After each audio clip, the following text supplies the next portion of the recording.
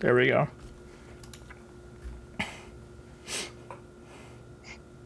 Hi, North. There we go.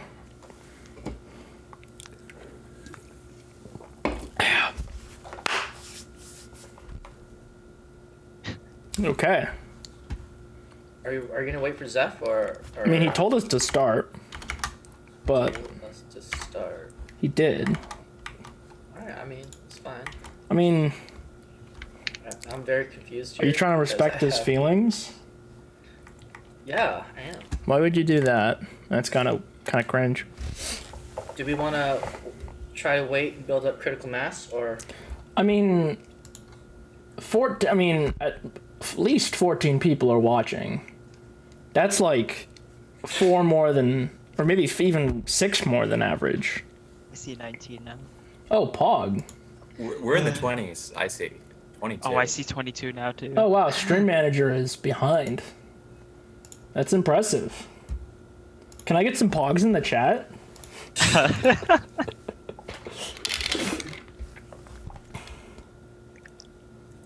Poggers. Please start. I don't want the masses to know about the cool classes to take. That's fair. Are there any cool classes? I think it's part of the controversy, right? Sorry. Wait, did you just spam the heck out of the Slack channel? I only did one message, so it should be fine. Alright, well, we should probably introduce ourselves, yeah? Yeah, probably. So, most folks know who I am. And me. So I'm Dr. Professor Bowie or whatever. I'm the advisor for the Linux users group. Mike? Most people probably know me. I'm As Lame Duck president of Lug. also known as Android KitKat. Yep. He's the outgoing president. Yeah.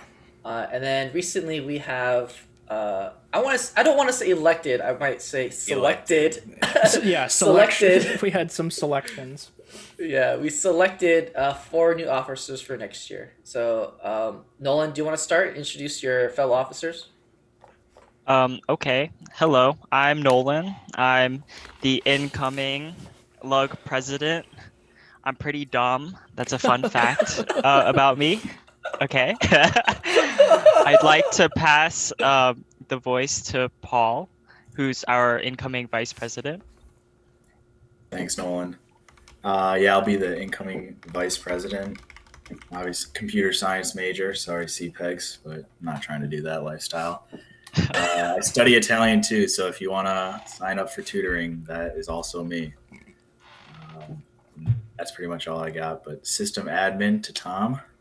Hey, I'm Tom. I'm the elected sysadmin, and I am not in the CS department, so I am of very little use here if you're asking about courses. That's illegal. That Do is we allow illegal. that? All right. Yeah, I guess there'll be a recall.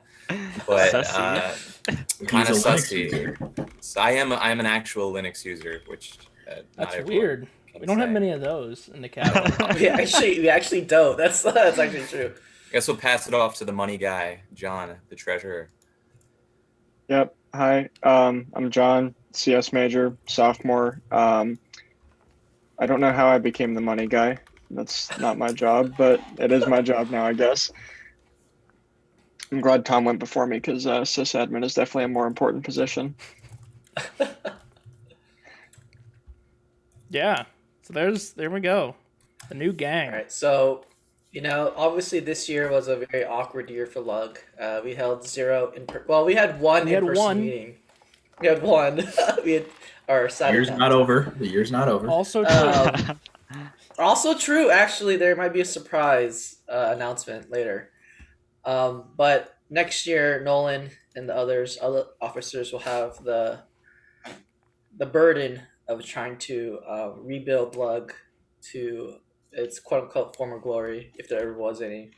And so, I'm very happy to have this new set. I've been very sad the last year and a half of my life, and this is like this afternoon I finally felt that hope springs eternal, and that you can turn a page, and I'm very excited to work with these fine gentlemen, fine Linux folks on rebuilding what we once had.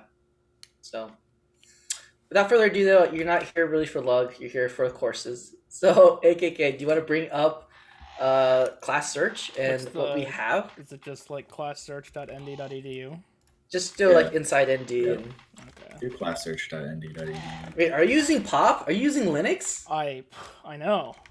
That's amazing. It's weird. Feels weird, man. Okay, so let's see. Is this fall 2021? Computer science. Search. Okay.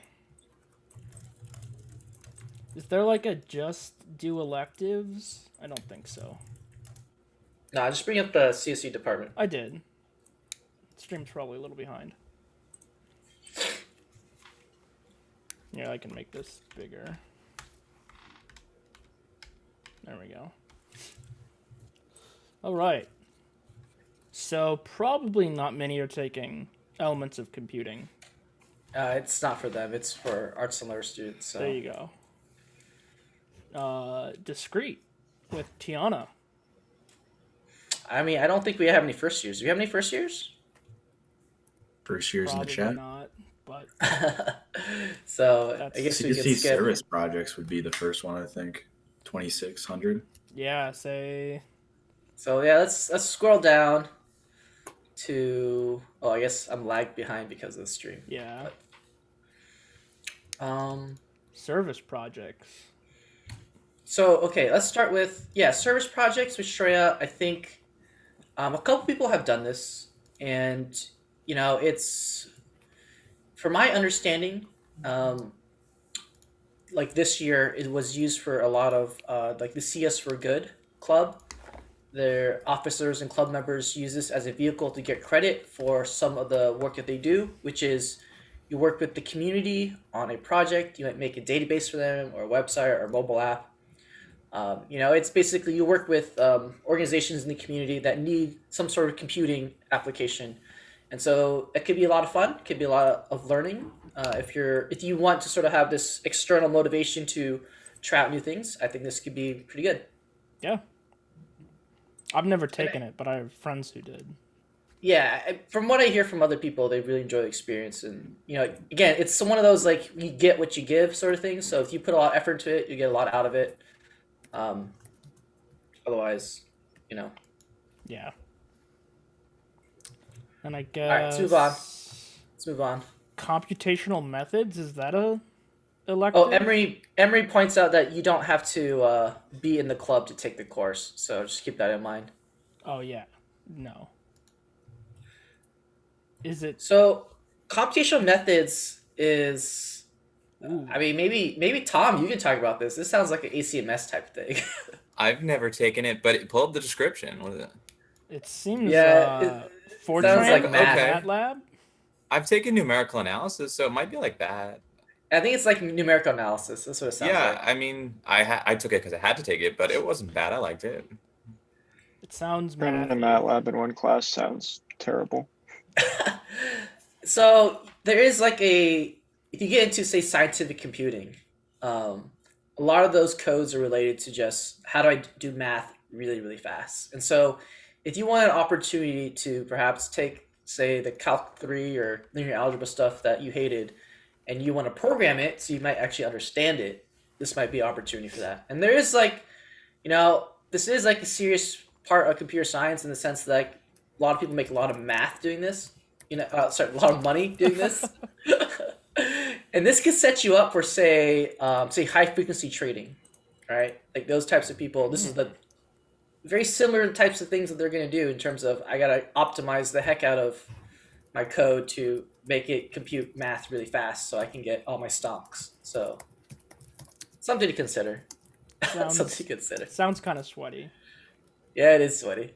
And it looks pretty small, so I'm guessing this is cross-listed somewhere. Oh yeah. Yeah, 4 people. AME and civil. So maybe you want to make friends in other departments. I don't know.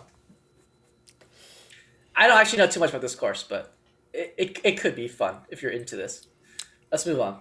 Database concepts. Is that just databases? So that's with Tim. That's just databases. Okay. So we talked about this in the last time we talked about courses, but databases is one of those pseudo requirements, meaning it's a class that we don't require, but it has immense practical value, and a lot of people really enjoy the course, and a lot of employers particularly like seeing students with this experience. And so if you have the opportunity to take it, I would just take it. It's, you learn lots of things, but I think the big thing is that you have a big final project. And Tim seems to, meet with students regularly, guide you through that. And, at the end of it, you get to have something you can tell people, look, I built this cool thing with the database, the web interface, Yeah. So Seb asks, is the one Ramsey offers a higher level than this one? Might be it has the word advanced, and I don't think the word advanced is used properly in the course description for Ramsey's course. I think I would say that Tim's is much more structured and covers more like things formally. Ramsey is more like, let's just have a big project that you do the whole semester. Yeah.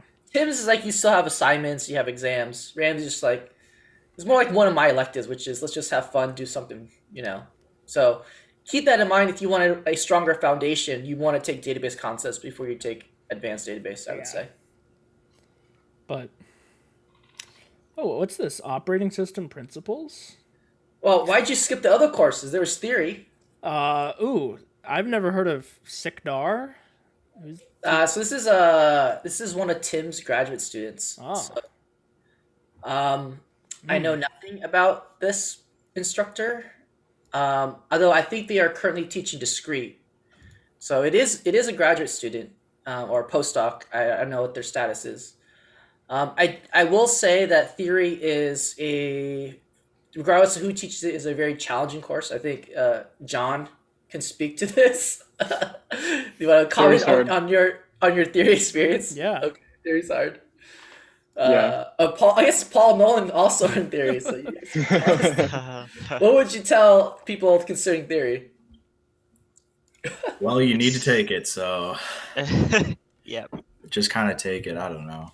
It's not fun. I What personally would you don't say? think it. I don't think it should be a required course. I think it should be shifted to where discrete and theory is combined into one more challenging course, and then you have like a higher level theory that would be an elective. But that's just All right. Well, we're not here crafting the curriculum. That could be another topic. But given what we have, do you guys? Well, so you guys are taking this. You guys are taking the spring. Do you have a feeling on which one is preferable, like in terms of timing? I mean, I'm taking a spring of sophomore year, so that's always Beast. convenient. I think from what everybody else has said, it seems like it depends really heavily on who's teaching it, for like how good the class is. So yeah, I don't know. I think it's hard, but I think the concepts in it can be really cool. It's just, writing the proofs and everything is not something everybody's great at. Yeah. I would say the reason why you might want to take it sooner than later is, for instance, the longer you wait, the further away you get from discrete, and so all your math powers have disintegrated. So, I think discrete and theory and algebra should be like back to back to back. Otherwise, you forget everything. But that's just me. I know, like, my consideration was in the fall. In the fall, I didn't have a great dart time, so like, you kind of just get left with core classes. So I had paradigms, OS with Bowie, which I kind of wanted to take, even though he said not to, and then Comp Arc. And I see that Niemer is teaching Comp Arc again in the fall. I would recommend that. He's a really great professor. Yeah, for sure. Then kind of like balancing those core. You're probably going to take required classes. So I think Eric brings up a good point, which is, he says, the instructor is probably more important than spring fall. And so as a current faculty member, I love all my colleagues. They're all amazing. So I cannot comment on that in terms of the compare and contrast. Students can. I can't say anything. Well, to some extent too, like you probably don't even know who's teaching in the spring. So like, yeah. And so that's the thing with theory is that honestly, we have no idea who's going to be teaching in the spring. You might get lucky and maybe say David, who is a well-known quantity and does a great job at the course. It might be someone completely new. We have no idea. The department has lost 3 people, but we also hired 3 people. So we don't really know what, in certain courses, who's teaching what. Comp Arc, as Paul said, Niemeyer is great, is amazing. I highly recommend just take Comp Arc with Niemeyer. Yeah. Comp Arc and OS actually go hand in hand really well. I mean, I think at one point, again, I think Paul and Nolan can attest to this. We covered like virtual memory exactly the same time with like nearly identical examples. Yeah, and that seems to happen year after year. I think that's happened multiple semesters. So it's strong synergy with the team, the way Niemeyer does his course and the way I do my course. So definitely, I went from OS lecture on virtual memory to Comp Arc, and it was the exact same lecture twice. But that just if you're doing Comp Arc, you might want to take OS just because it's kind of like the same idea at certain points. So it can kind of help. Yeah, and then you get it from 2 different perspectives. So if Bowie's explanation doesn't jive with you, Niemeyer's the hand wavy explanation, and then the real Bowie's hand wiggling. All right. Yeah. So I guess we can talk about my course now, right? Is that the next one? OS. Yeah. You have a pretty brief course description there. I don't write it, so. I mean, description should be is required, must take. So the reason why. Okay, let's be real for a second. The reason why I say don't take it with me is because I don't want. Wait, no, this is really in Bond Hall. Yeah, that's what it says. Hold up, scroll up. Bond Hall 104. That is unacceptable. I have never been in Bond Hall my whole life. That's basement Bond too. It's not like the cool lecture halls. It's the basement. Oh my gosh, are you kidding me? That's where Kogi's class was. This is unacceptable. Anyways. Actually, no. 104 is a lecture hall. Never mind. That's where Niemeyer's current class is. Okay. There you go. Okay. Well, anyways, so the reason why I say don't take it with me is because this is, in the past, students didn't have a choice to take systems with me. And so they would complain, oh, Bowie's so hard, workload, blah, blah, blah. With OS, you have a choice, right? If you take it with me and I give you a lot of work, similar to the level of systems, you opted into that. You chose this. You could have chosen to take it in the spring instead, all right? And so if you are comfortable with the type of work we did with homework 8 and homework 9, the current homework assignment, then you'll be fine in operating systems. If you're like, I don't want to learn that nerd stuff, that's like, I don't really care, I just want an A and coast, don't take the class, because I will make you put on your running shoes and work you out a little bit. So okay, bees. That's just the way things are. Now to be clear, to be clear, I am streamlining things. Things will be streamlined compared to the past. So I am trying to respect your time outside of class, but I think the difference between me and most of the other instructors that teach operating systems, whether it is Thane, who is amazing, the best instructor in our department, or say Aaron Striegel, who's also a great instructor. I love all my colleagues, by the way. The main difference between me and the other instructors, I would say, in approaching to this course is that I go a little bit, my projects are a little bit more involved and have a little bit bigger scope, but I also back it up with support in terms of, say, test scripts, CI, and then office hours. And so I demand a little bit more, but I also support you as well. And so it's a trade-off. And you can speak to anyone else who say juniors taking options now, or juniors who have taken it in the past with not me, and I think they will mostly agree that the difference between my course and then the other course is simply that I give a lot of support, as you may or may not tell from systems. I don't know, and so that's just the main difference. So yeah, you respect time. I mean, Nolan and Paul took my course. You guys, and Zephin too. So you guys, I did too. Mike, yeah, barely. Yeah. you guys can be like he's BSing us. No, that's pretty fair. Yeah, it's that was accurate. it's harder but more unit tests. So you at least have the comfort of like knowing you're on the right track rather than, I mean, it forces you to not give into the bad habit of writing a whole ton of code and not testing it as you go. Oh, there you go. So. Pedal said he really likes Striegel, or they like Striegel. So there you go. See, other instructors are great. So it's not necessarily a bad thing, but Yeah. Pick your preferred style. If you hated systems, like the way systems was taught, then don't do it with Bowie. you have a choice. You have a choice. Yeah. You guys are just making me extra sad that I'm going to be gone in the fall and not able to take OS with Bowie. It's fine. Just wait till senior year. Yeah, that's what I did. Maybe. All right, let's move on.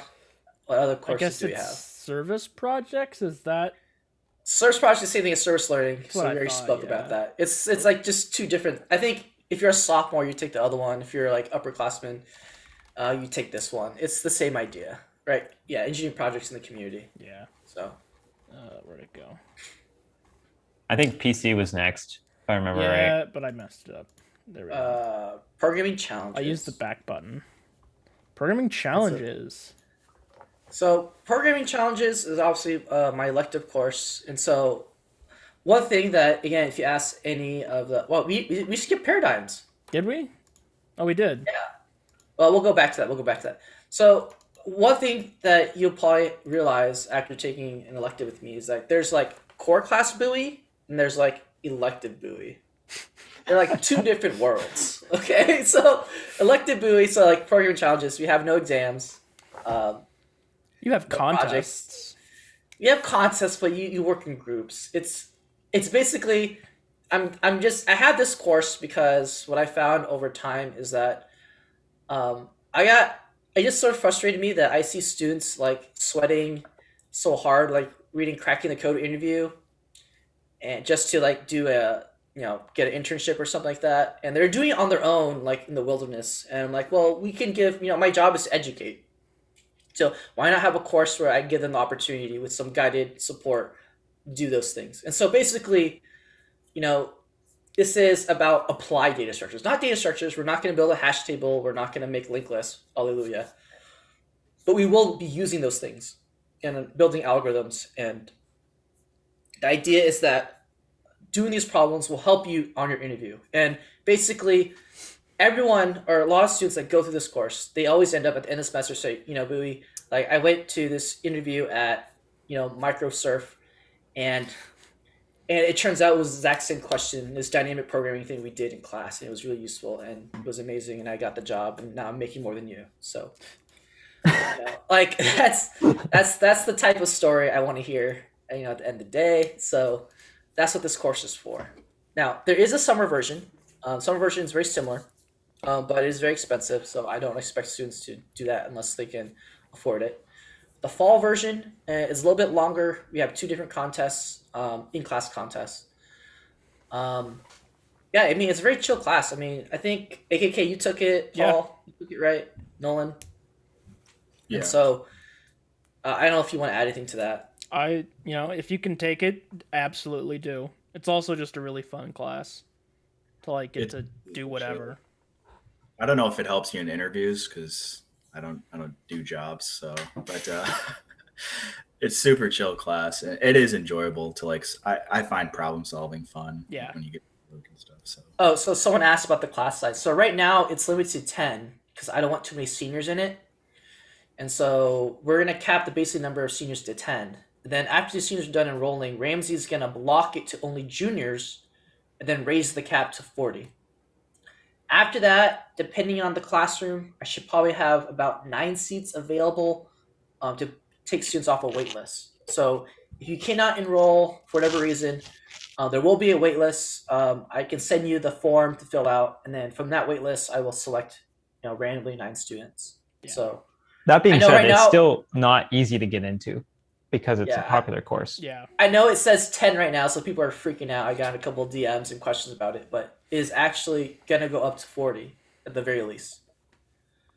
You can actually just hop on the wait list right now. Yeah, you can on the wait list right now. Let me put in the let me put the wait list form. So the wait list form is actually for any class, actually. And so if you want to just wait list all the courses, you can. Tom, do you have to waitlist every course if you want? Yeah, I can. Well, I don't know what I'm taking yet, but I'll have to be on that wait list. Like, you can't register even as a senior. Well, I mean, they're restricted by major, I guess, right? Yeah. Yeah. So again, department, as you may know, has had an enrollment boom, and so for all our courses, we're gatekeeping them to do majors first. So kids like Tom are in the back of the line, just like the libs. So. Okay. Sorry, that was another stream. You had to understand to get that reference. Is that a make file joke? Yeah, it was a make file joke.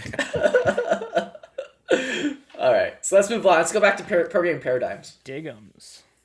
Let's go Diggums, as we like to call it in Indie we got some Diggums folks here, right? Yeah, Nolan, you're in Diggums. You guys, what do you you want to think? explain this course? It's just like a grab bag of a bunch of different things, and it's like extremely guided. So you just do all the assignments step by step from what was done in lecture. And yeah, pretty standard. So I think the big twist for Paradigms this fall is that it will be one of our new hires. I believe her name is Joanna. Oh. And so it is unclear what the structure of this course is. You know, some people like me, when they go into a new class, they like rip it apart and burn it down and rebuild it from scratch because I'm weird like that. Most people just basically do what other people have done and just iterate on that. So I have not spoken with Joanna. I have no idea what her thoughts are in terms of this course. So it's hard to say. The only thing I would say about programming paradigms is if you are, a rising junior, something to consider is that programming paradigms is probably the least critical path course of the 4 required. So what does that mean? So CompArc, you kind of just want to get done because you just took logic design and it goes well with operating systems. Operating systems, if you want to take anything systems related or, do multi-threading, for instance, you kind of want operating systems. Theory, you need to take ALEKS, right? So those 3 I would consider the more critical courses to take. Programming paradigms could be useful if you are not the type of student who's like, you know what I want to do in my free time? I want to make a website or I want to make a web app. Because that's what basically this course is about, is just like, how do I do cool things, different paradigms. And if you need that structure, then it could be useful. Yeah. However, if you're the type that already does the exploration on your own, this course is probably not as useful or as important to you. And you can probably push it off because it's not critical. So I've had students, for instance, who go to Silicon Valley, and what they choose to do is simply push paradigms to their senior year. Now, Ramsey doesn't recommend it, but honestly, based on my experience and talking to students, pushing it to the senior year is not the worst thing in the world. So. Yeah, I mean, you want to try to load balance your core classes. That's a pretty good reason. One to push. No, Carlo, it's not a prereq for anything. That's why I'm saying it's not in the critical path. Yeah, whereas all the other ones are prereqs. Yeah, if you want to do anything advanced in, computer hardware, you have to take CompArc. If you want to do anything advanced in systems, you kind of have to take operating systems. So, and I already mentioned theories required for ALEKS. So, this is sort of a dead end, So, yeah. All right, what's next? AI or ALEKS, I guess. Do we want to talk about ALEKS? Yeah, we probably should talk about ALEKS. Okay. So, wait, is it ALEKS next? Oh, it is. D10. Wow. Okay. Awesome. So, I mean, Mike, you can talk about this, but so I'm in ALEKS right now, and I don't particularly care for it, but I think if you enjoyed theory, you would enjoy ALEKS. I don't think I would recommend pushing it off to second semester senior year, because you have absolutely no motivation to do any work, and this class requires that. At least I'm taking it with Tiana right now, but my friends who took it last semester with D-Chen really liked it. So if your ALGS is in your path of courses, D-Chen is a good choice. I would say Danny is probably like the number 3 instructor in the department. It's funny, they all start with D's. So Doug is 1, David is 2, and then Danny is Yeah. 3. I took algorithms with Danny Chen when I was an undergrad, so that's how long he's been doing this. So he's humorous. He's humorous, I would say. Yeah. And so if you are a if you're, I mean, obviously, if you're a senior, you got to take algebra eventually, and I would say it's definitely preferable in the fall. Yeah. Not only because of the reason Mike mentioned, but you have to consider if you are interviewing, right? Again, this is sort of like a refresher, and this will help you on your interviews because if you have to do, leak code or whiteboarding, this is basically all the same type of material that you're going to be grinding anyways. So you might as well get credit for it. I do want to point out that algorithms is not a programming class; it's all proofs. For the most part, and so don't assume this is a programming course. So, Nope. all right, what's next? AI and social good. Oh, wait, going back to Alex real quick. We have no idea who's teaching in the spring, so it could be Tiana. Teo has also taught in the past, and so has Chao Li. So, no idea. Mm-hmm. So AI and social good. So, has anyone? Do you guys know anyone that has taken this course or is in it? Nope. I have not heard anything about this course. How about chat? Does anyone know?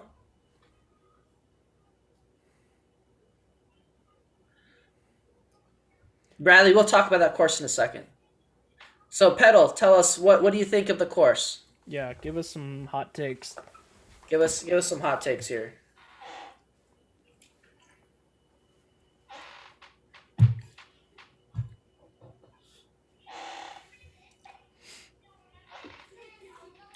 So the instructor is Nitesh.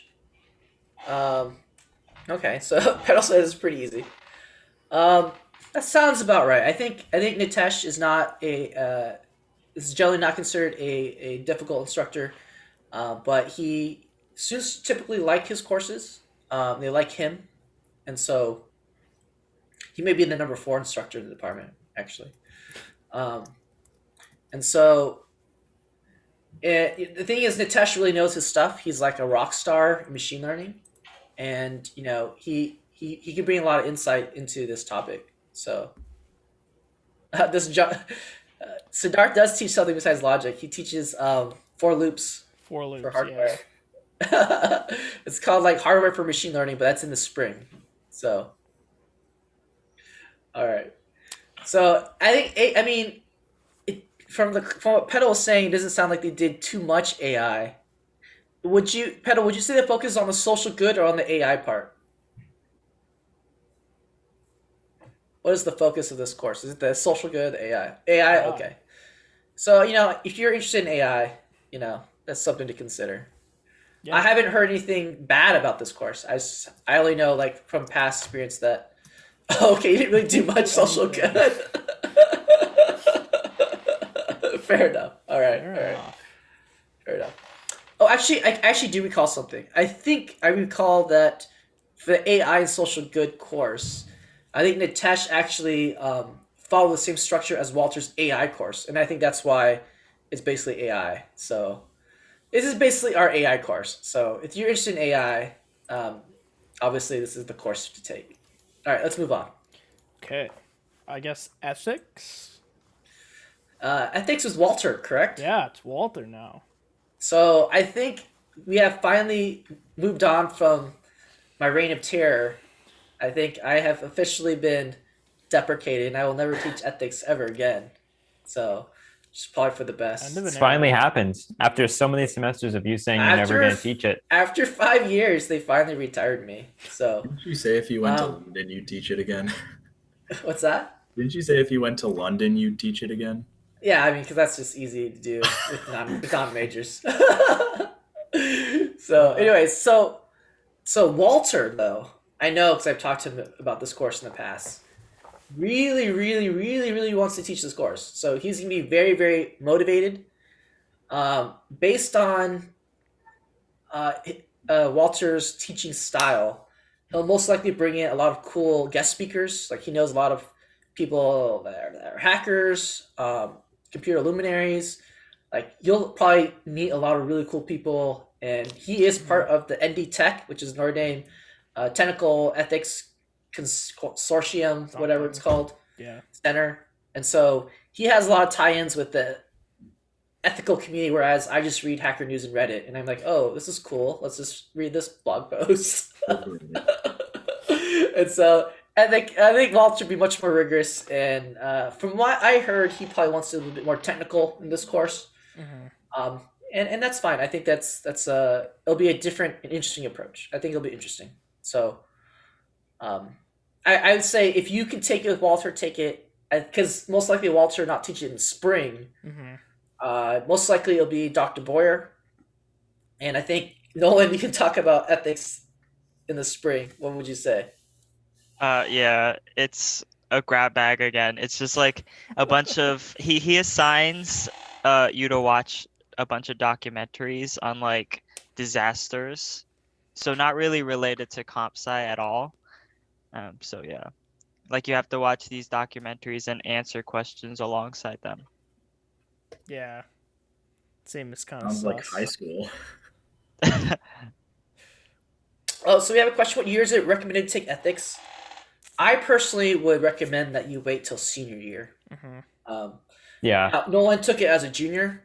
Now, the reason why I always told people, please take it as a senior, is because when I taught it, and when we got into the issues, right, I found that students that had done an internship and had experience with things were able to talk more about it. So, for instance, in my ethics course, one thing we talked about was, say, diversity.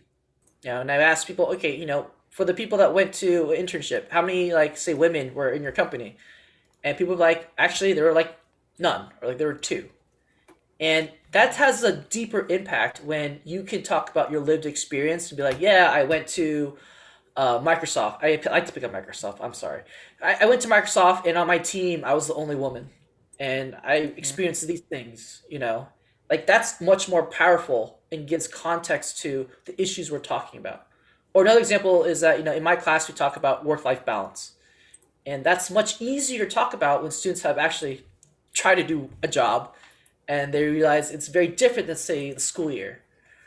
Or, for instance, I talk about, say, whistleblowing or about security, and they will say, in my company or in this thing I did, I experienced this, and we had to go through this training, or we had to talk about these issues. So I highly recommend you wait and take it later, even though there's like no prereqs for this, because coming in with those lived experiences will make the discussions so much more rich, much richer. And so, again, I'm not teaching anymore. Walter is, so he might do it differently. But I'm saying when I taught it, it got a lot more value when I was speaking with people who had experienced these things and had insight into them. And so, that's what I would say.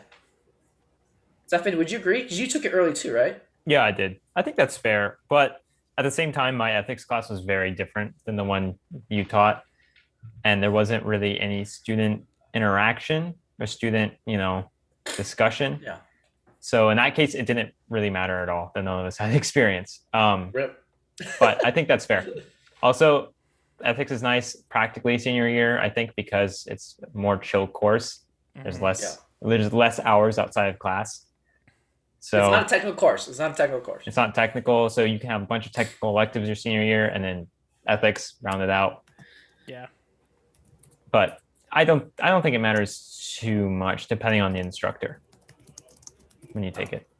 I mean, regardless of the instructor, it's going to be a coast class. So even if you took it with me, it would have been pretty cruise mode. Bruh. All right. So HCI, have any of you taken it or known anyone had taken this class? I've not even heard of this class. What? Nope. It's offered every year.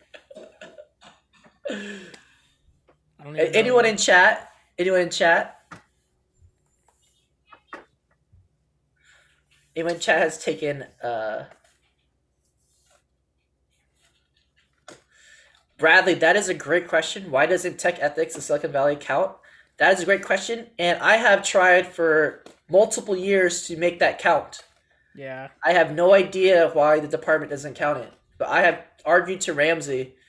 I mean, I don't think Ramsey has final say, but I've argued to Ramsey to make it count. So I have no idea why it doesn't count.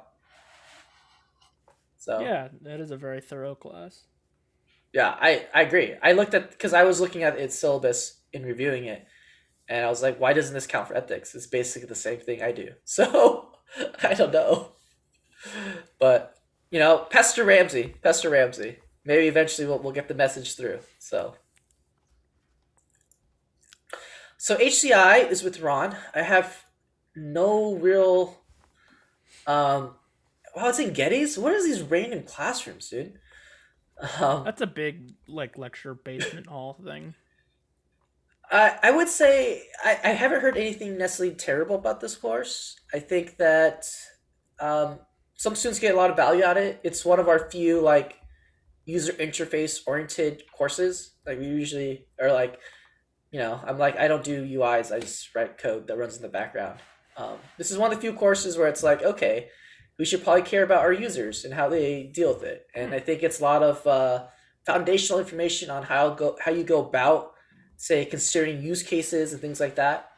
So if you're a front end type person and more interested in the interfacing part of computing, I think this would set you up for that. Other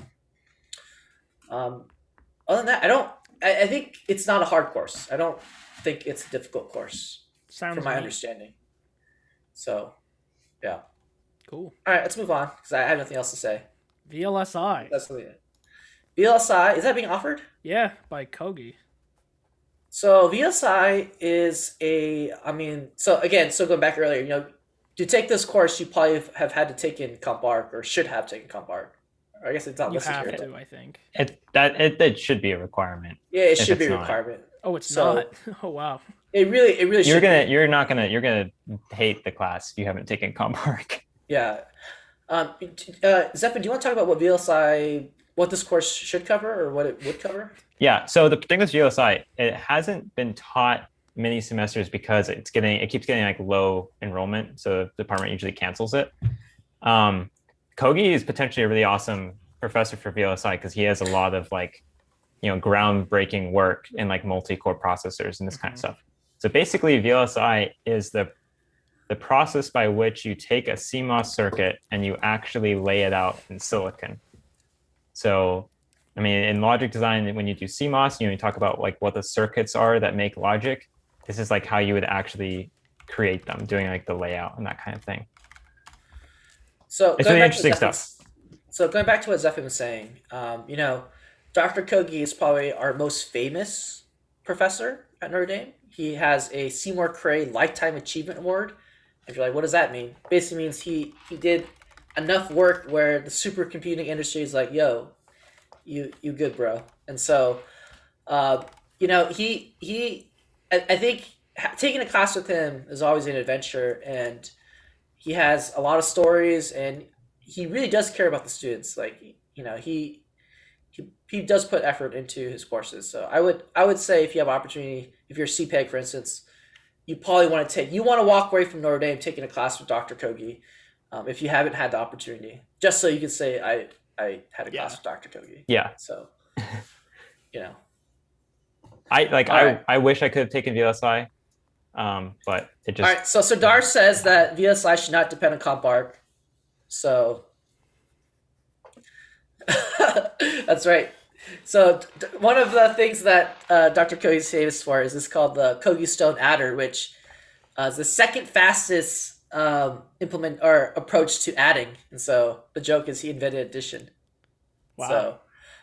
So again, super famous, lots of crazy stories. Definitely if you're CPEG, you should probably talk to Dr. Kogi. And the other nice thing about Dr. Kogi is that, like I said, he does really care about the students. And if you're able to build a rapport, relationship, he is really good at getting people internships or other opportunities and supporting them outside of class as well. I mean, he has those connections, and so again, something to consider. Yeah. All right, what's after VLSI? What's after VLSI? We're done, right? That's service projects. We kind of already covered that. Cryptography with Tejo. All right. So crypto, from my understanding, is a math class. But have you guys taken it or heard anything about it? It sounds hard. It sounds hard. Oh, I mean, but it has Bitcoin and blockchain in the description. Oh so. well, shoot, sign me up. Has anyone in chat taken crypto? It's just proofs, isn't it? It sounds like it's just proofs. It sounds mathy. Who took it? And Oh, said really? it was So fun Pedal and says it's fairly fun and easy. fairly easy. Well, Thanks, Pedal, big brain. I don't know who you are, so I don't know how to judge. Like your Sometimes friends. people say things. Yeah, sometimes people say things are fun and fairly easy. You know. Trivial, one might say. See, look, we got a slightly contradiction here in Bradley. So Bradley says, I heard it's a bit of work, but not hard to get a decent grade. I mean, Tejo, I would say, is a very supportive instructor. Yeah, I've Yes, heard yes. that a lot. I mean, like, when he taught algorithms, he would have, like, 10 kids in his office, like, after class, working on things. Like, he's just that type of professor. Like, he cares about his students, unlike me.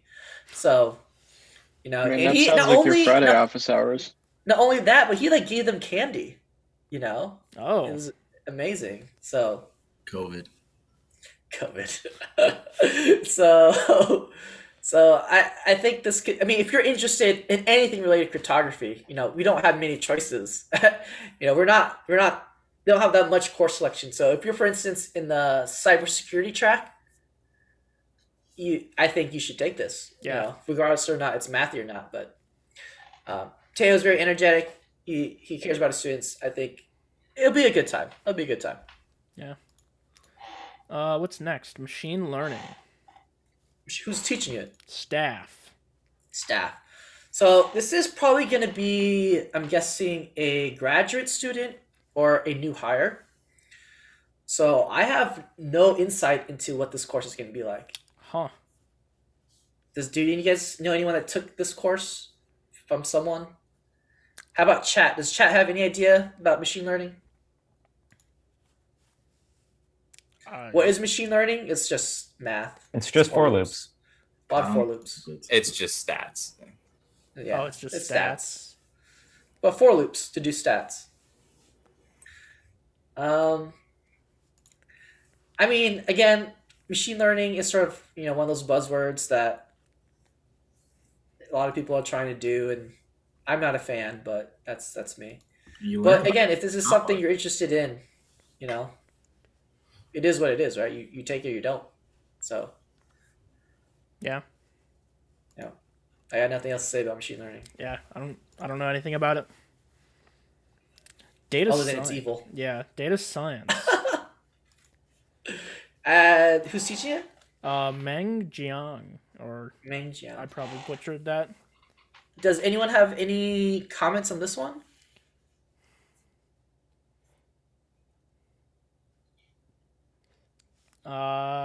It looks like not like programming.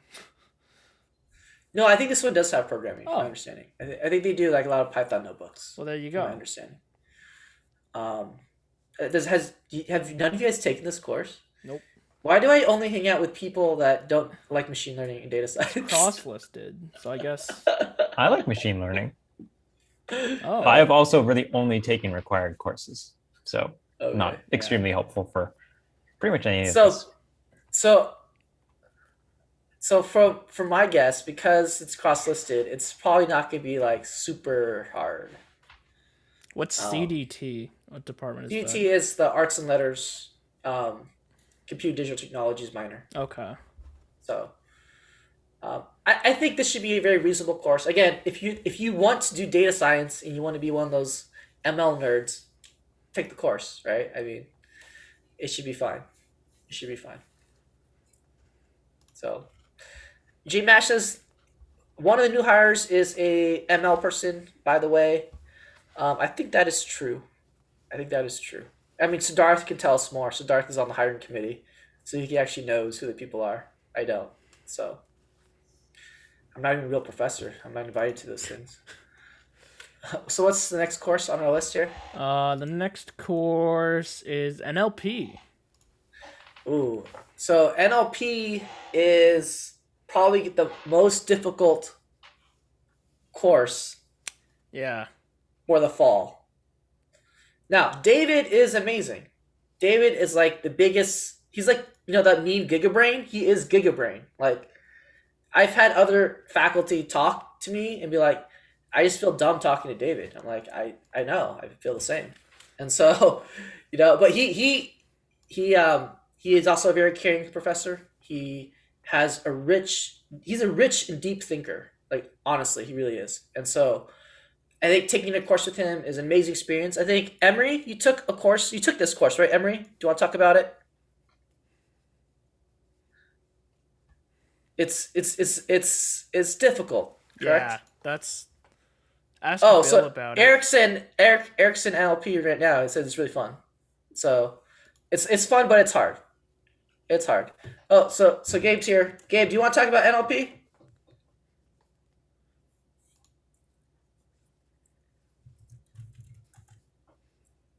There, yeah. We got some. It's great, but to be fair though, this is Eric, Emery, and Gabe. So we have Gigabrains saying that this Gigabrain class is fun. Yeah, and great. So just be aware, right, that it is going to be a challenging course. But Emery says you might want to wait for theory to do it. Oh, there you go. There you go. But it's maybe you're here to actually learn something and not just get an A. And so maybe you challenge yourself with something like this. I don't know. I'm just saying. That's saying. All right. So I think NLP is the fall's compilers, which is like the course that you want to take if you want to flex on Scrubs. So just keep putting it out there, man. Putting it out there. Yeah. All right. Up next, modern web development. So I took this class over the summer. Were you in the same class as me, Paul? Yeah, we took it last summer? Yeah. COVID summer? I didn't think it was a bad class. I was looking through at the time I had some complaints about the way he was teaching it. But I was looking through because he left me in like the Slack channel and like does stuff in that. But I was looking through his current curriculum, and he's like really modernized it. So I guess if you're like looking to get into like building stuff with like React or Angular JS, or I guess it's just Angular now. He does that. So yeah, it's pretty cool. Yeah. It's a pretty chill class, pretty straightforward elective, and Wix is like really good. I know he would like meet with us outside of class a lot and just kind of guide us. Mm-hmm. Very guided class. I know when we did take it though, it was a bit dated. Yeah, we were doing stuff from like 2012. Exactly. Yeah. So I guess if he's changed that, that's really helpful. So if you're into web development, now this is like strictly web applications and stuff, not mobile. Then you will like learn a lot, and if you're interested in that stuff, then take it. Mm-hmm.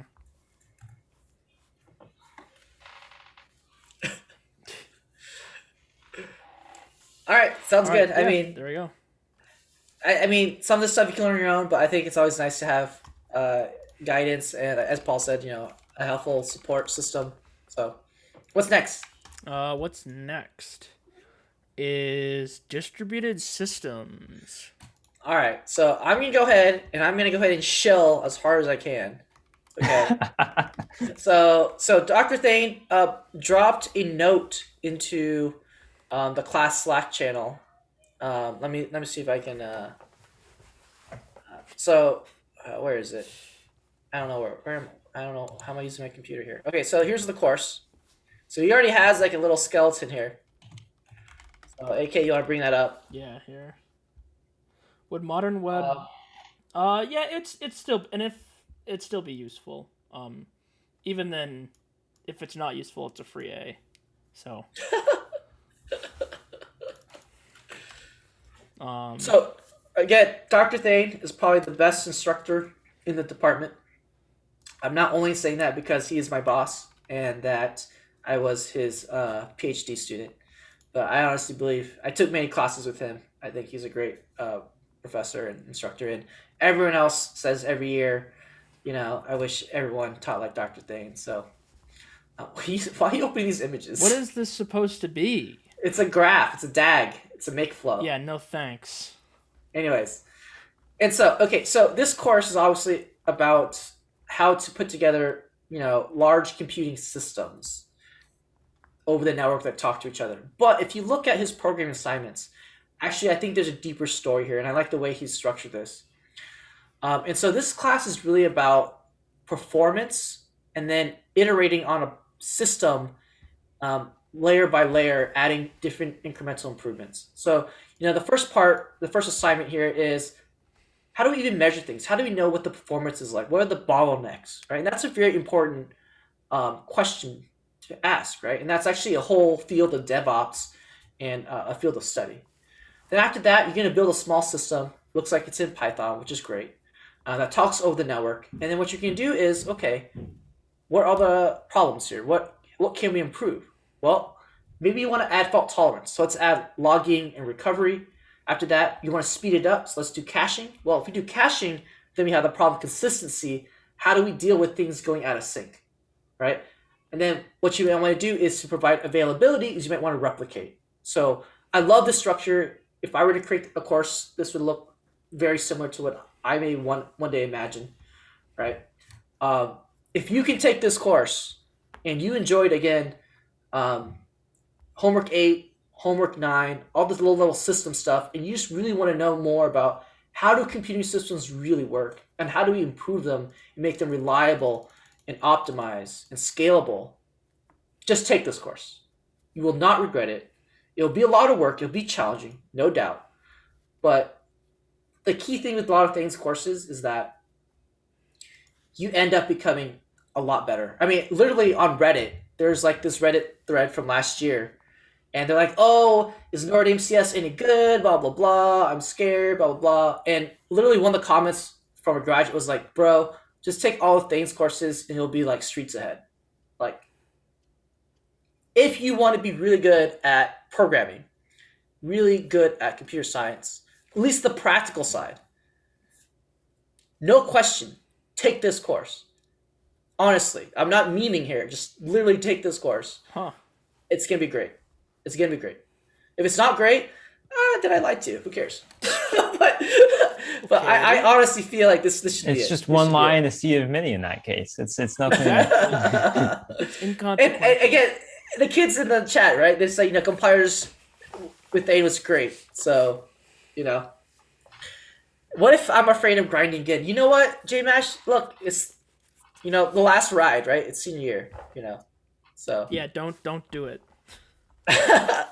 Gabe, I would think this is probably less work than compilers, because I think compilers requires more theory, right? I mean, Thane literally taught a little bit of theory to do compilers.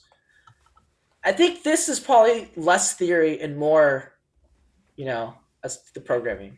So would you say it's fair to say it's similar to how cloud is being taught in structure? No. So I talked to Thane about this, and so Thane said he doesn't actually like the way cloud's structured, and the reason for that is because with cloud there's no real coherent story, right? It's as some other students have said, it feels kind of like a grab bag of things. It's more about how do I use the cloud. This is about base principles, fundamentals, and building a system that scales. Right? You're not doing 5 different things, right? You're starting with a base project and you're adding layers to it. And this is what you would do in a real distributed system, is you would have all these different components. And the nice thing about this is that I'm not just like importing Kafka, to quote Tina, right? I'm not just like using this thing out there. You're building it. You're built. It's just like I do in systems, right? The reason why I have you implement a linked list or for reading 13, do it. Like, the reason why I have you rebuild the wheel is to understand why the hell it's round. It's round for a reason. And in this course, his purpose, at least from what I've talked to him about this course and his outline, is that he wants students to understand why these decisions are made. What are the trade-offs? Why do we want a caching layer? What is the problem of consistency? Why do we do replication? What are the problems of replication? Right? What are the trade-offs? Right? It's really about understanding why we build these systems and how it's put together. Yeah, I'm actually so excited for this course because I think one day I could teach it after I take it. But I think this would be a very exciting course. I'm very happy to see this structure and this outline. So I think the only change I would make is that I would probably teach it in Go because that's just me. You know. Why not Wow. C? I'm okay with Python. C, no. C is an unethical, unsafe language. We had to move on to the 21st century. The nice thing with Python is you don't have to teach the students anything. No, I'd probably do it in Python. Just like figure it out. I would probably do it in Python, to be honest. So, you know. All right, let's move on. Enough shilling. Software dev. Yeah, how much payment are you getting for each student that enrolls with that kind of speech? Carlo, I'm actually very strongly thinking about sitting on that class. No meme. Wow. So this is with Jane, right? Software dev for her drones. And so from my understanding, this is a very rich experience. A lot of people like this. Has anyone experienced this course? So Jane Mash says Jane is very nice, super nice. Yeah, Jane is great. So yeah. So I've heard no complaints about Jane. I've heard a lot of great things about this course in the sense that students really like the experience. I think what I heard is that they're actually moving away from flying things to things that go on the ground because it's hard to get airspace time, apparently, for the drones.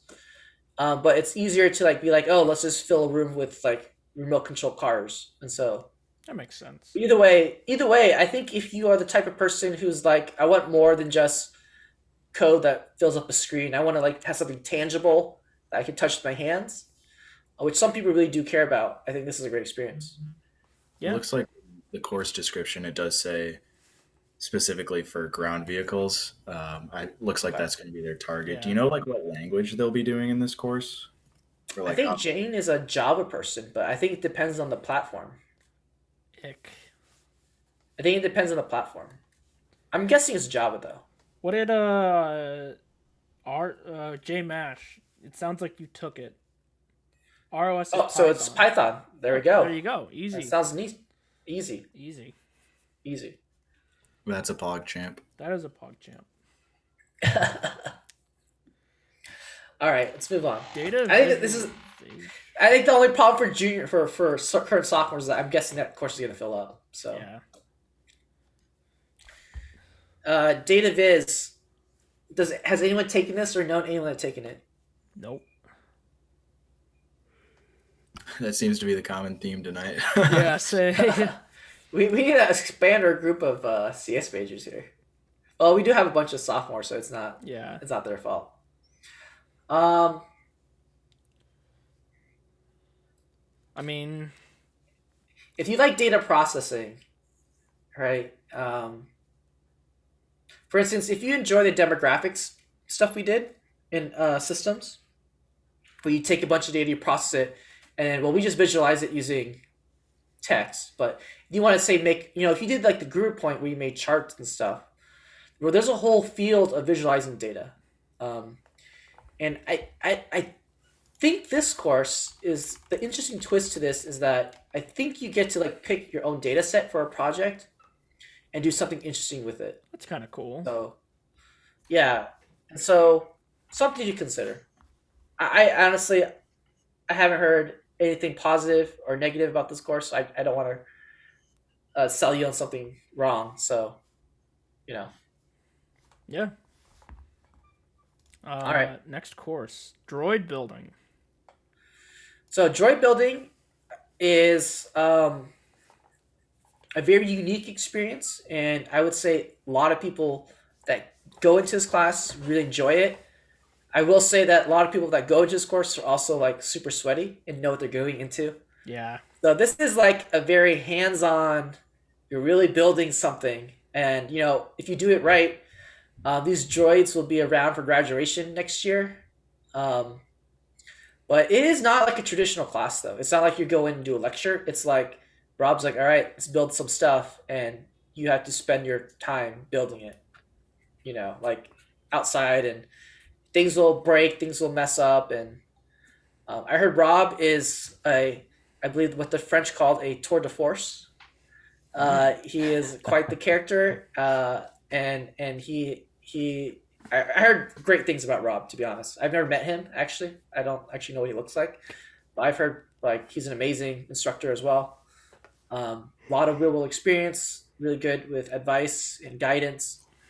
Um, it sounds to me from what everyone's told me as a really good course. So It does also anyone have fills up experience with extremely this? quickly.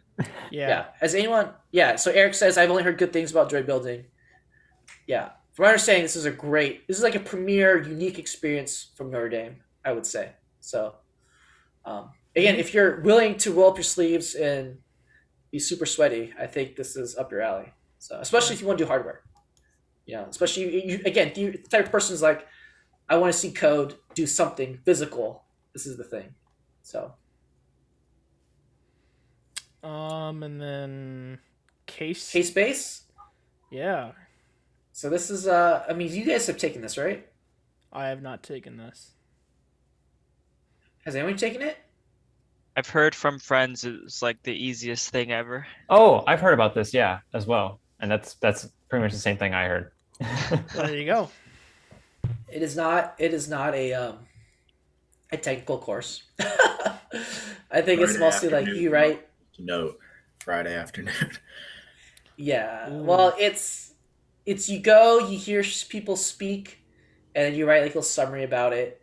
Maybe do like an essay or slides presentation. It's required for the entrepreneurship minor or whatever that cross degree minor is. I think okay. So if you're one of those Paul Graham type hackers, and you're interested in making money or starting your own business, this is obviously an opportunity. I think if you really want to get something out of this course, though, what you really want to do is you want to talk to the guest speakers, like not just in class, but like after class, and be like, try to create a relationship. Really learn from them. Get that's the type of thing you want to do. And I think the guest speakers change every year. It's in the fall, so I think Kevin basically entices them with like football tickets for some of them. So, but again, if you're interested in ever building a company, this could be a way to learn what the process is like, what other people have done. It is not a technical course. It's not like a programming thing, but that's your bag. Go for it, right? And you'll probably get a pretty good grade. Yeah. All right, are we almost done? I think the last one is IMC. What's IMC? In-memory computing. So Zephyr, you can talk about this one. Yeah, I'm probably the only one that's taking something similar to this. So this is, I think, similar to a previous course that Sharon offered, which was cross-layer design for CMOS and beyond CMOS. Basically, I think I know the course flow of this is very similar. Basically, you're looking at non-traditional computing, so designing accelerators or like domain-specific architectures for. I think the normal domain you're talking about is machine learning. I don't know if this is moving away from it, but basically exploring how you can do computing in non-von Neumann ways, so ways that do not use your traditional, like, I'm going to load some data into my compute units and then process on it and then load some more. So a big focus on this is in-memory computing, just the idea of computation taking place where the data is stored, or sometimes people consider it to be very close to where the data is stored. It looks like they're also going to cover GPUs, which was not covered when I took it. One thing that's really interesting about this course is it goes beyond CMOS. So, I mean, obviously all of our computers these days are made from CMOS transistors, but there's a lot of other devices out there. So if you're interested in computer hardware, specifically not traditional computer hardware, this course is probably for you. if you do not like computer hardware, you're probably going to hate this course. It's also probably a lot of paper reading because a lot of these you had me at CMOS. yeah, a lot of these like new technologies are really like kind of being still flushed out in like academia. And so a lot of the way you engage with this technology is through papers and stuff like that. So if you don't like reading academic papers, if you don't like hardware, and if you don't like low-level hardware, I would avoid it. Otherwise, I'd probably recommend it. Huh. So is a photonic device, so is that computing with light bulbs? Yes. Very small ones. Oh, I think they also cover like they also do like magnetics, I think, which are pretty interesting. Yeah. It seems like a cool course. It seems like the way she's structured it, like this is a different course than the one I took, but it seems like reading this course description, there's more of a focus on applications and algorithms. So probably introducing a lot of that technology, but then still trying to target like CS people. I mean, this is a class that's mostly targeted towards grad students. So it is cross-listed. So yeah. All right, have we done enough damage? Is this? I think so. I think that's all the non 60,000 level. Yeah. All right, so a couple of points that we've made in the past that I do want to bring up in case you don't know this, like first the sophomores. So one thing is, if you can't make it into course, it doesn't hurt to ask. Yes, people might get angry at you, be like, "Oh, why are you annoying me with the email?" But you never know. Maybe you get a very welcoming instructor, so not me, who's like, "Sure, I'll take another kid." I don't think any Notre Dame instructor would actually be angry. They might just be like, "Yeah, sorry, you're out of luck." You'll be surprised. You'd be surprised what people say during faculty meetings. Anyways, okay, well maybe not to your face then. Anyways, yeah, not to your face. Yeah, not to your face. Definitely not. No, customer's always right. So, one thing to consider is if you cannot make it in the course, it doesn't hurt to ask. So that's one. Number two, if you see a course, if you don't see a course on here that you're very interested in, but there's a topic you are interested in, one thing to consider is right here on CSC 48901 is undergraduate research. Yes. So you can use undergraduate research and get up to 6 credits over your lifetime here, 3 credits a semester. And so what that means is you find an instructor, say Siddharth, and be like, "Yo, Siddharth, like I'm really interested in wasps that control people's brains. Can I do research with you?" And Siddharth's like, "I love undergrads. I will work with any undergrad." And so you talk to Siddharth and you can get credit working with him on research projects. And so that is another avenue. And again, if you see something that not necessarily on here, but you want to do. And so Notre Dame, I would say overall, does its best to accommodate students. If you can't get in a course, you can't find something you want, just ask. Yeah. There is a form. There is a form. There's a form that you can fill out officially.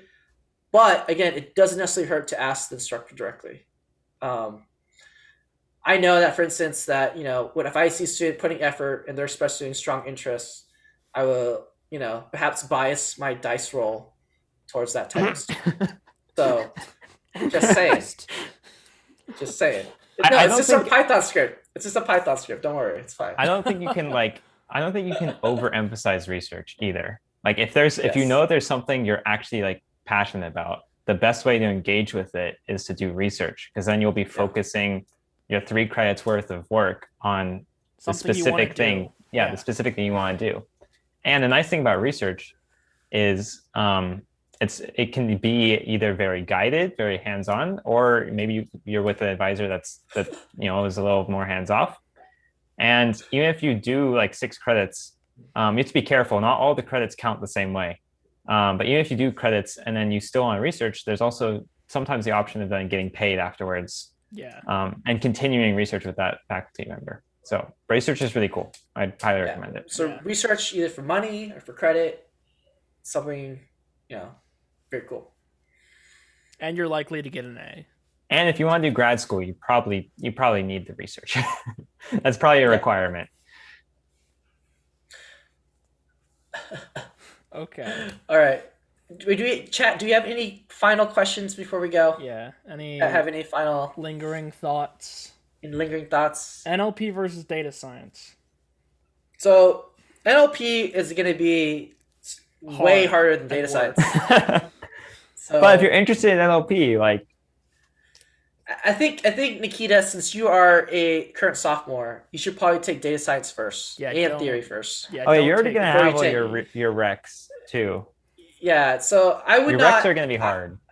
I would not take NLP as a junior, to be honest. Take theory. That's first. just me. That's just me. Maybe you're giga-brained. If you're maybe you're giga-brained. Well, No, if you already have to take theory in your recs, then just do NLP later. Like you won't lose anything from doing it a year later. Mm-hmm. Yeah. Seb asks, is Corey the reason for no theory during SBS? I have no idea. I'm not. That's above my pay grade. I don't make those choices. I think that, I mean, if you connect the dots, he is usually the one that does it remote. SBS. But I don't see why another instructor could step in their place and do that. So I have no idea. Yeah. I have no idea what the reasoning is for the course selection in SBS.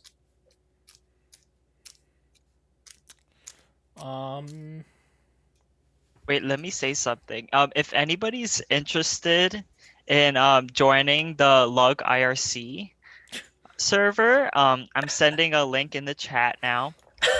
We just hang out nice and talk. plug. You know? Wow, shill. Yes. Yeah, I'm You're shilling. gonna be great. Like, what is this for? Okay. Already better at shilling than AKK, man. And you can ask us more registration questions on IRC. True. Yeah, you don't exactly. You don't have to register. You can connect to the IRC server directly. We should probably update the website with that information. So if you don't want to register, you don't have to. So Yeah. you know. Come chat with us. If there are no other... Oh, wait. Nikita asks, OS during fall versus spring. We've already covered that, Nikita. Just got to go back and watch the video. Yeah, I'm going to upload this to YouTube almost immediately after this is done. So TLDR, difficulty plus unit tests versus maybe less depth or maybe less pain. It's your... Yeah. Yeah. All right. I have steps to get in, and I have DMs to answer. Oh, so... my gosh. Yeet. Yeah. All right, time to play Wizard of Legends. I mean, answer DMs. Get some work done, brother. yeah, that's all right. See you guys. All Thanks to the new officers. Yeah. All right.